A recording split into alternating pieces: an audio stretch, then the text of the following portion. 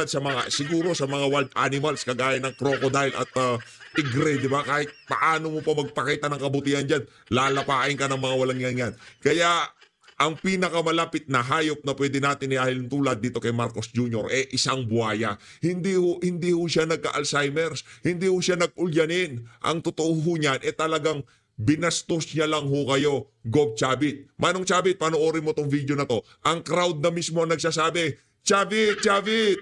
O, anong ginawa niya? Hindi pa rin ho niya rin-recognize itong si Governor Chavit Singson. Ito, pakinggan niyo ito mga kababayan. Game. Kahit ng kampanya, kahit umuulan, kahit nakabilag sa araw, kahit nakatayo sa putik, itong mga Ito makita nyo dito. Si Gov Chavit nandito sa gilid. Ayan o. Ayan, nakikita nyo yung kung nasaan yung araw na gumagalaw. Nandun si Gov Chavit. talaga nagsisipag magkampanya. Kaya naman, nandito sila ngayon para ipagpatuloy ang kanilang pagtatrabaho at pagsasakripisyo para sa ating bansa.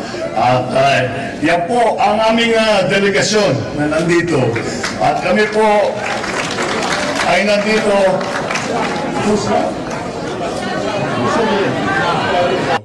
Sumisigaw yung mga babae. Girl, from crowd. Si Chavit, from crowd. Oh, si Manong Chavit. Oh, pakita mo. okay. Ito, madaling i-introduce ito. Hindi ko na nakita Nasa dulo, kasama, katabi ng ating ambassador, is yung assistant to the President, Secretary Anton Landameo. Si Boy Pulbo. Si Boy CR. Si Boy Singhot.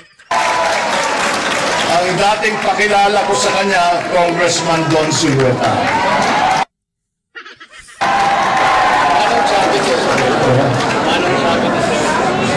Anong sabi ni Sandro Marcos? Manong Chavit, i-recognize mo. Wala kang utang na loob. Walang yakang buhaya ka. Kulang na, batongan ka na ng anak mo Anak ng tokwa si Manong Chavit. Tatang, si Manong Chavit, batiin mo. Sumama siya dito. Anak ng tokwa. Mga eroplano niyan, pinagamit sa'yo nung panahon ng kampanya. Tapos recognize mo naman. Kaya po, ito pong delegasyon. Hindi ho talaga niya rin-recognize si Manong Chavit. Ganyan ho kabastos.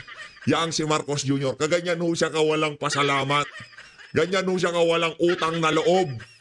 Diba? Ganyan ho kawalang yung Marcos Jr. Namin ay dinala namin dito sa Japan upang ipaliwanag na ang ating mga... Nakita nyo mga kababayan, ulitin ko. Sasabihin dyan, Manong Chavit to. Ito, dito sa portion na to. Ulitin ko, okay? Makinig. Silueta. Manong Chavit. Kaya po, sabi niya, wag mo yung si Manong Chavit. Nagka-Alzheimer's na ako. Hindi na kami batingan. Diba? Hindi natin malaman. Si dating Pangulong Rodrigo Duterte, basta nandiyan si Chavit Singson, automatic shoutout kagad sa kanya yan. Mega love shoutout kay dating Pangulong Rodrigo Duterte yan. Pero itong si Marcos Jr., si Tatay Digong, hindi niya pinakinabangan yung si Manong Chavit. Hindi niya pinahiram yung mga eroplano niya. Hindi niya kinampanya kung saan-saan. Taong bayan talaga nangampanya kay Tatay Digong. Pero itong mama na to, naku, grabe ho. Sagad ho sa buto ang kaitiman ng budhi ng mama na yan. Ha? Lipat ho tayo kay Attorney Ferdy Topacio.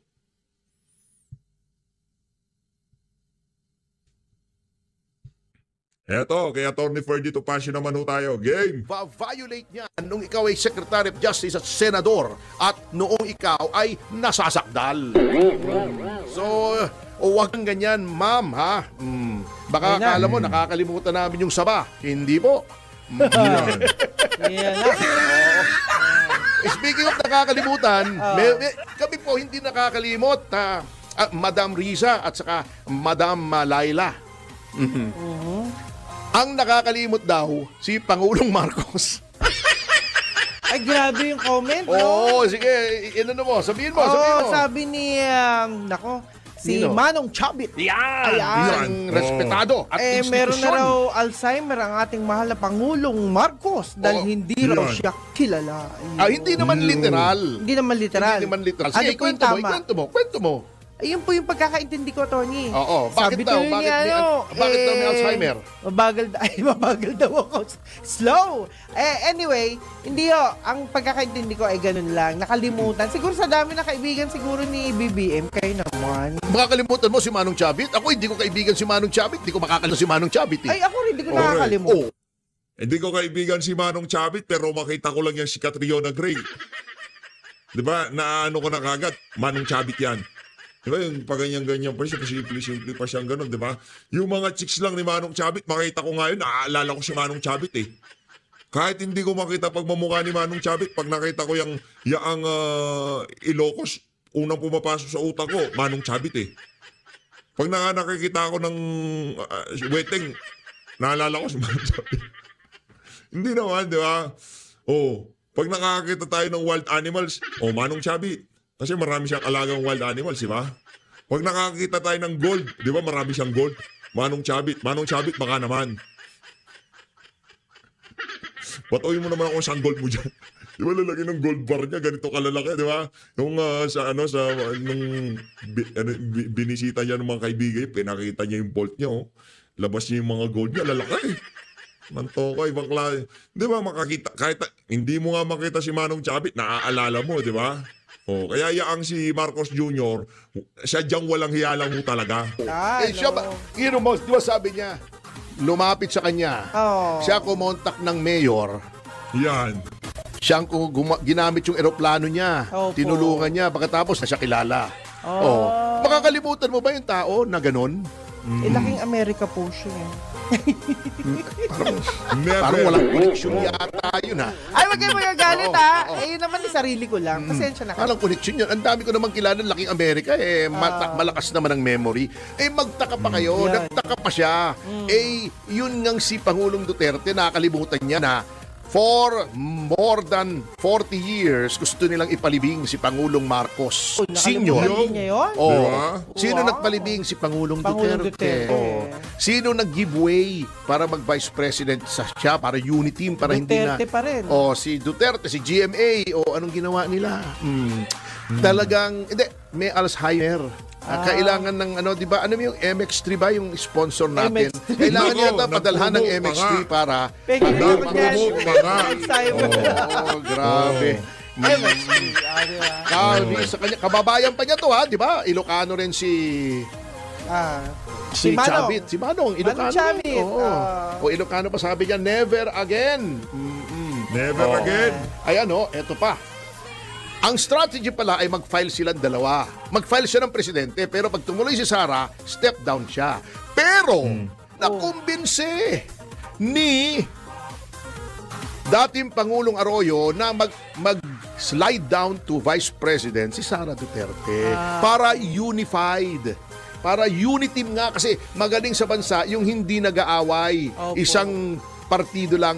Maganda parang sa Singapore. Which is true. Unity team, Tama, di ba? tama. Sa Singapore may opposition pero hindi naman kaguluhan. Ayan, baha, inflation, maraming mahirap. Nagkabaliktad. Ayan, wala lahat ng problema anong inaatupag ng lehislatura at ng Malacanang Oo nga. impeachment. Yun ang problema. Actually. Yan. Anyway, sa notang yan mga kasama ay hanggang bukas ay magbibigay daan na po tayo sa susunod na programa. Ayun na nga mga kababayan, dito sa bahagi ng video natin na to, pakinggan na ho natin ang mga punto de vista. Itong si Senator Risa dyan sa interview niya na yan dito kay Ma'am Karen Davila. Ito mga kababayan, panoorin ho natin to, malupit ito. Game. Filed cyber libel charges against him. But I wanted to ask you, what about perjury? Because at the end of the day, he was in a Senate hearing. He did it under oath, right? So what about the case of perjury here? Pangit ng mic ni Risa. Parang galing sa kuweba yung boses. Actually, Karen, until now, I believe he was telling the truth during Nako. the Senate hearing. Pero totoo, Tayo dyan. kung sakaling may sinabi siya doon na kahit isang kasinungalingan, he would have perjured himself dahil gaya ng binanggit mo, under oath siya noon. And speaking nga of perjury, Ang problema dito, Senator Risa, mali na naman yan eh. Yung mismong nagsabi sa Senate, ang hirap mong spellingin. Yung nagpatotoo ang bumawi, hindi yung mga vlogger na nagsabi na, ay sabi ni ganito, sabi ni ganyan. Yung mismo nagpatotoo ang nagsabi na hindi totoo yung sinabi niya sa hearing mo. Ngayon, kahit na ano pang paniwala ang sinasabi mo, ang problema dito, yung mismong witness ang nagsasabi na hindi totoo. Paniwalaan mo na gusto mong paniwalaan, pero hindi totoo yung pinapaniwalaan mo. Base doon sa pinaka-latest na pagsasalaysay nitong si alias Rene. Ito naman si Senrisa, kaya ka pinagkakamalang aanga-anga. Huwag ganyan. Kaya ka nasasabihan aanga-anga ka Huwag mo na sabihin na ako ay naniniwala na talagang totoo yung mga sinabi niya. Paano ka pa nga maniniwala kung hindi mo pa nakakaharap? Kung yung mismong taong nagsabi na puro kasinungalingan ang sinabi niya dun sa hearing mo, ang nagsabi na walang namilit sa kanya, na lumantad siya ngayon, walang nananakot sa kanya, hindi siya kinidnap, papaniwalaan mo pa rin yung sinabi niya sa hearing? Anak ng Petrang Garapata, mali naman ho ata yan. Kung meron siyang in-execute nga na affidavit ngayon, pagkatapos niyang ilabas yung kanyang masinungaling video, then that would open him up indeed to charges of perjury. Kasabay na ng cyber libel na inihain ko na kahapon laban sa kanya at laban sa 6 na online personalities. Oo.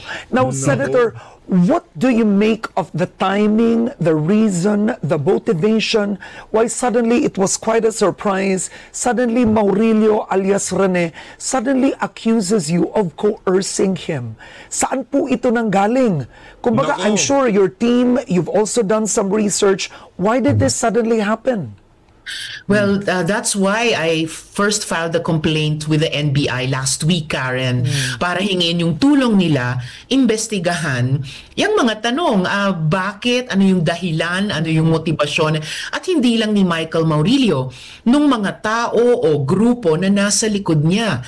Dahil unang in-upload yung video niya sa sa tingin namin, fake news channel na lang Pagtanggol Valiente na binuo lang nung June 24. And speaking of timing, take note yung June 24 was just a day after Michael Maurilio. Nag-iiba ng anyo mo na naman, madam, ha? From api-api, ngayon pa-demure-demure ka na naman. Tignan mo, ano na naman siya, yung tipong mabait-baitan. Anak ng toka, pinaninindigan ho niya na mabait siya na wala ho yung paliyad-liyad niya na ganito sa mesa, di ba? O ngayon, pabiktim na naman ho siya, pati pormahan, pati kung paano niya ipresenta sarili niya. Madam, kung meron man nung biktima dito, yun ho yung mga nakulong dahil diyan, kung ang pinagbasihan ng kanilang pagkakakulong, yung naging pagdinig nyo diyan sa Senado. Sila ho ang kawawa dito. Hindi ho kayo. Hindi ho kayo kawawa, huwag ho kayong magpa-victim effect. Maurillio's last messages to my office, June 22 and 23, na humihingi siya ng rescue kasi siya daw noon ay kinidnap at bihag noon sa Glory Mountain na alam natin ay headquarters ng KOJC at ni Apollo Kibuloy.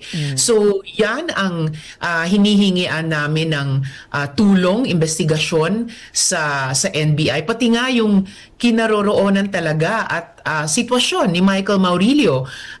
Dahil first off, pinasa namin kaagad yung kanyang rescue me messages sa PNP Davao.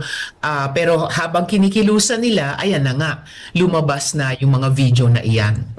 Ang problema ho, madam, base sa pinaka-latest na intel na natanggap natin kay Ma'am Sasrugando Sasot, nasa Amerika na daw itong si naniniwala pala siya na nasa Amerika na itong si alias Rene. Dahil kung tama nga naman yung argumento, anong mapapala ni Pastor Kibuloy sa paglantad niya? Nakakulong na ang mama, para saan pa? Kasi kahit ano pang ebidensya ang ilatag dito kay Pastor Apollo Kibuloy, ang Estado talaga magpakulong sa kanya. Hindi naman kasi kung bigat lang ng kaso ang pag-uusapan natin dito, Estado ang may dahilan kung bakit nakakulong pa rin siya mapahanggang sa ngayong mga panahon na to. Kasi kung pagbabasihan, yung mga ebidensya noong kung ano man ang inaakusa sa kanya, nitong si alias Amanda o kung sino man, mahina ho ang kaso laban sa na-dismiss na nga yan, binuhay na lang. Ang pananatili sa kulungan ni Pastor Kibuloy ngayong mga panahon na to, dala lamang ng impluensya ng administrasyon dahil ayaw ho talaga nilang pakawalan itong si Pastor Kibuloy. Yun lang ho yun. Hindi nga natin makita ang point na si Pastor Kibuloy ang magpapalabas dito kay alias Rene. Nakakulong na lang siya. Nakakulong na nga siya. Para saan pa? Mapahina yung kaso. Hindi naman yung kaso pinag-uusapan sa kanya dun eh. Yung kaso ni alias Rene, ano nga yun, di ba? Human trafficking. Yun, etong kinakaharap nitong si Pastor Kibuloy, iba naman yung nasa korte. Paano maapektuhan? Bintang kayo ng bintang, nasa Glory Mountain. Punta kayo doon. Para talagang makita nyo, punta kayo doon. Di ba? Ganun lang naman ho yan. Oo. Now, do you believe that in effect the testimony has been a casualty of politics at this point? Tatanungin po kita, ma'am, no, with the numbers of Vice President Sara Duterte, the perceived support to the Dutertes, the results of the midterm elections, are you seeing this as a factor kung bakit posibleng si alias Rene, from testifying in the Senate, suddenly says, lahat kasinungalingan nyo, napilit lang ako? Well, and even that pagpipilit, pinasinungalingan ko rin kasi pinakita ko yung mga resibo namin, all of his communications before, during, and even after na nagtestigo siya sa Senado. Ewan ko lang, mukhang walang resibong maipakita yung mga nag-produce ng video niya. Ayan na naman. Ang resibo mismo doon, yung nagsalita. Dinebate na Ito si namin Sen. yun nung 19.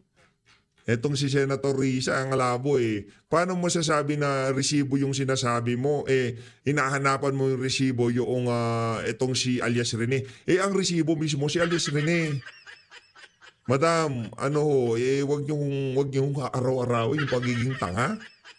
Nakakaya naman ho kayo sa mga kababayan natin nakakapanood sa mga video nyo. Inaaraw-araw nyo na ho yung pagiging tanga.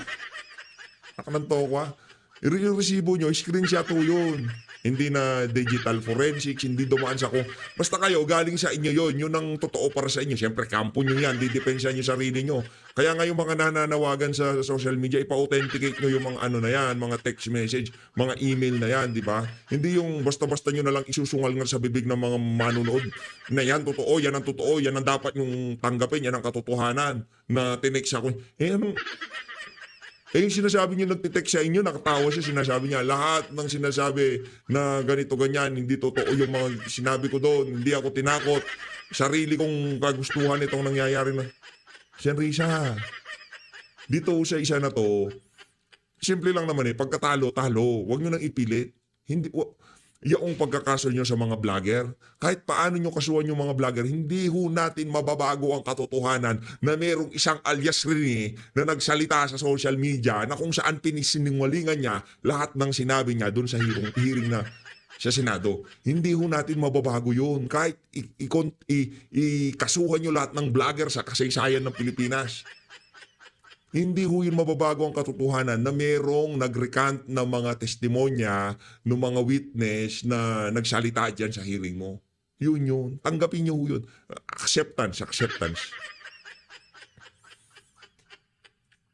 As to whether the reason or the motivation is tied up with politics, well, anything is possible, pero hindi na namin kinayang investigahan yun.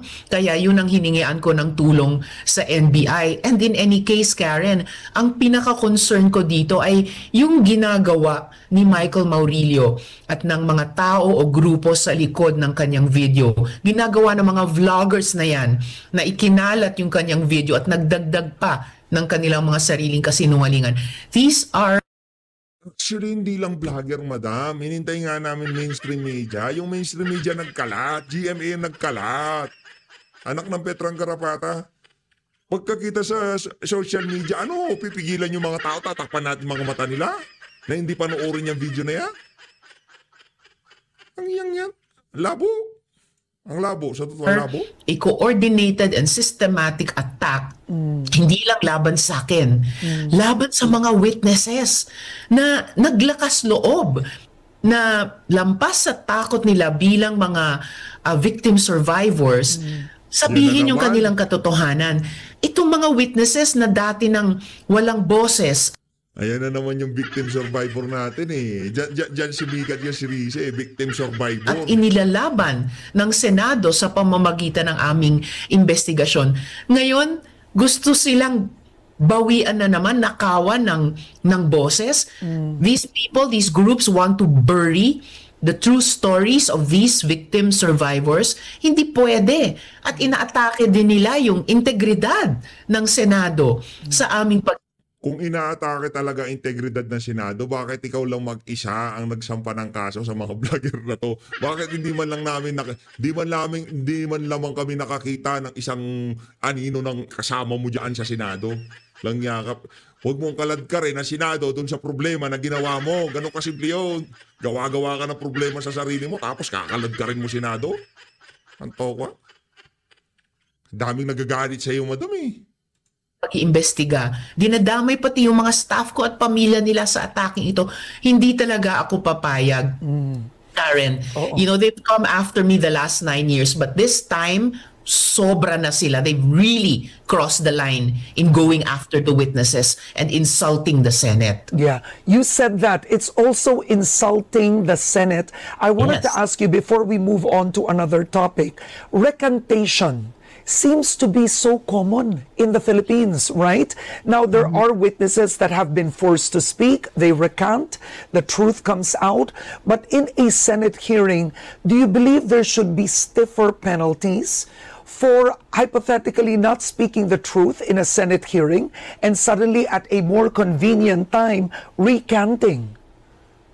Well, as I said earlier, Karen, hanggang ngayon, naniniwala ako na nagsasabi ng totoo si Michael Maurilio o alias Rene nung O ganito na lang, madam. Alimbawa, sasabihin ng taong bayan dito na mas naniniwala kami doon sa huling video na ilinabas ni alias Rene.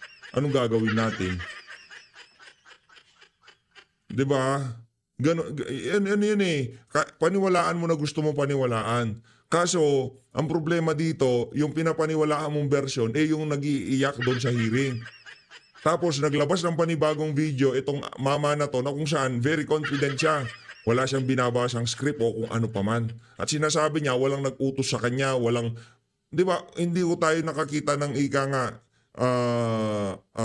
pangangamba doon sa mata nitong si alias Rene nung nagsasalita siya doon sa kanyang video. Nakuha niyo ba mga kababayan? Kasi lilitaw at lilitaw yan pagka medyo natatakot, yung pinilit o kung, di ba, kung ano pa man yung sinabi sa kanya para sabihin niya yung mga kataganan. Wala akong nakita na gano'n yung ating mga kababayan. Ika nga, nasa utak mo lang yan, Sen Risa. Ang problema dito, napagtripan ka rin ng mga bangag. Ako, naniniwala ako doon sa teorya nitong si Ma'am Sas na kung saan talagang itong si Risa, tinatrabaho na siya ng administrasyon na, di ba, pinuprotektahan niya. Di ba? Hindi niya nga mabanatan si Marcos Jr. eh. Naniniwala ho tayo, dinodouble cross na tong si Risa ng mga kaibigan niya sa administrasyon. Pumuporma ka ha. Gusto mong maging maging presidente ha. O ngayon pa lang wawasakin ka na namin. Wala kami dapat makalaban sa 2028. Masyado ka kasing bida-bida, madam eh. Marap siya sa amin sa Senate Committee on Women. Yung kung may sino mang resource person sa Senate hearing na magsinungaling, pwede nga silang habulin pagkatapos ng perjury dahil nga nanunumpa sila bago ang hearing na magsasabi sila ng totoo. And as for stiffer penalties, I think bukod sa pagsingil namin ngayon kay Michael Maurilio na magsabi siya magbigay ng paliwanag bakit siya nagsisinungaling ngayon, the stiffest penalties should be against those individuals and groups behind such systematic and coordinated attacks against the truth, lalo na yung sinabi na sa kabila ng kanilang takot ng mga victim survivors ni Apollo Kibuloy at ng KOJC. At isama na natin yung mga vloggers, kung sila ay nagsasabi ng sarili nilang mga kasinungalingan at kinakalat nila itong mga videos na punong-puno ng kasinungalingan. All right. Now let's move on to the Senate race. One thing's clear. You are answering the Vice President that you prefer that Maurilio files a case in court. Doon na kayo magsagutan, no? Mas gusto niyo po yun. Well, yun ay payo kasi ni VP Duterte kay Michael Maurilio. Ang sabi ko lang, I have no objection to that. Pero kapag may affidavit na in-execute si Michael Maurilio na puno na naman, tulad ng videos niya, ng kasinungalingan laban sa akin, laban sa ibang mga witnesses, at laban sa Senado, he would be additionally open to a charge of perjury bukod sa cyber. Ako, marami pa bang maibubulgar si Elias madam? Ba't parang ang dating dito, takot na kayo kung magsalita man siya. Hindi pa siya nagsasalita, natatakot na kayo. Binabalaan nyo na, no? Reliable na inihain ko na sa kanya kahapon. And in any forum, Karen, the truth can stand up for itself. At hanggang ngayon, pinaninindigan ko yung katotohanang inilabas namin, pati sa pamamagitan ni Michael Maurilio noon at ng mga 13 pang ibang mga witnesses. So he's not the only, not even the star witness. But I stand by yung mga findings at recommendations ng aming committee report, draft committee report, dun sa investigasyon namin laban kay Apollo Kibuloy at sa KOJC. Okay, my last on this issue is, do you believe that these are moves to silence you? No. A story was brought out, it was decoded, and the time that he came out with his supposed recantation is it got on that same day, right, on social media, carried by several vloggers that support Duterte. In other words, using the same produced video, using the same story, saying, ayan, huminto ka na, Senator Ontiveros, tapos ka na, etc. You are the boldest. At this point, they would describe the bravest when it comes to criticizing, investigating the Duterte administration. Kahit ituloy nila, and I believe itutuloy nila ito, Karen, and marami nakapansin, massive yung attacks na ito online mula sa maraming vloggers, maraming sources inside and outside the country. Talagang kinalat immediately itong video na ito, itong content nila na pinroduce kay Michael Maurilio. Pero alam naman natin yung katotohanang sinabi nung mga victim survivors na yon, tungkol sa dinanas nila sa kamay ni Apollo Kibuloy at ng KOJC. Tumulong yung iba't ibang tao at grupo sa loob at sa labas ng Senado para masabi nila ang katotohanan ito. Tumulong ang Senado para bigyan sila ng safe space na maghanap ng hustisya. Yang lahat ng iyan, kahit ituloy pa at palakihin pa ng mga kaaway ng katotohanan, di nila mapapatahimik yung mga true stories ng mga taong ito. And I'm proud. Hindi natin Ayun, di mo nga napatahimik ang true stories ng mga tao na yan. Di ba? Ano pa lang yan sa tingin natin, ha? Marami pa sa mga naging witness ang kakagat doon sa offer na ibinigay ng kung sino man ang kalaban ni Risa. At sigurado ako hindi si Pastor Kibuloy yun. Wala siyang kapangyarihan ngayon na gawin niya tong mga ang dami ng problemang kinakaharap ni Pastor. Hindi niya na ika nga nakakulong na siya, wala siyang mapapala dyan. Yung mga tumabaho dyan, naniniwala tayo doon sa sinabi ni Ma'am Sas, nakasama din itong si Risa Hontiveros. Sino pa kaya dito sa mga witness na to ang kakagat doon sa offer na US citizen ka kagad? Di ba? Bibigyan kanila ng pasaporte ng Amerikano. Basta ilaglag mo lang si Risa. Sabi ni Ma'am Sas, di ba, doon sa naging live nila nitong si Labanat Bay, ang basa ni Ma'am Sas dyan, talagang ang trumabaho kay Risa, yung mga kasamahan din niya. May kakayahan ba si Pastor Kibuloy na magbigay ng US residency? Wala ho. Hindi nga pwede pumunta doon Pagkakaalam natin, inaano din siya doon, hinahunting din siya doon. Madami din galit sa kanya doon. Paano yun? Itong si Alias rin sabi ni Ma'am Sas, naniniwala siya na nasa Amerika na siya. Paano mo pa siya hahabulin? Yung ginawa kay Garma, ginawa din kay Alias rin That the Senate will continue to stand by them. All right, let's talk about the 20th Congress very briefly. There are reports that Senator Bam Aquino and Senator Kiko Pangilinan will be Nako. siding with the majority or possibly voting for Iniwan Senate si President Risa, Cheese kawawa. Escudero. What does this mean for Yikes. you and the minority? What happens now? Well, lahat ng iyon, Karen, will be finalized on the morning of July 28, yung opening of session. That's when each and every one of us senators will decide and cast our vote for about which block in the Senate will we be joining. Merong mga sasama sa majority, merong magbubuo ng minority. There's still a third option I had thought about early on, na kung hindi ako sasama either sa majority or minority, tumayo bilang independent senator. So bawat isa sa amin responsable at accountable sa aming mga desisyon. Kung I cannot speak for any of my colleagues, kahit pa yung dalawang pinakamalapit sa akin, guess it's best to ask them eventually kung ano yung magiging desisyon nila at kung ano yung kanilang gagawin o di gagawin. I do look forward to working with them in any and all capacity sa mga common advocacies namin sa loob ng Senado. Pero para But Senator, I can only speak for myself. Senator, I Yes. wanted to ask you, you campaigned for them vigorously. Yes, I mean, I you did. were, in a way, you were quite popular at this point in time when you went all out campaigning for them. Do you feel a sense of betrayal?